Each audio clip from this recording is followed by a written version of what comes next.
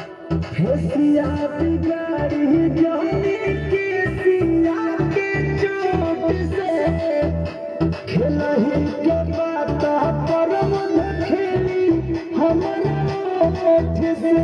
हाँ राजा राजा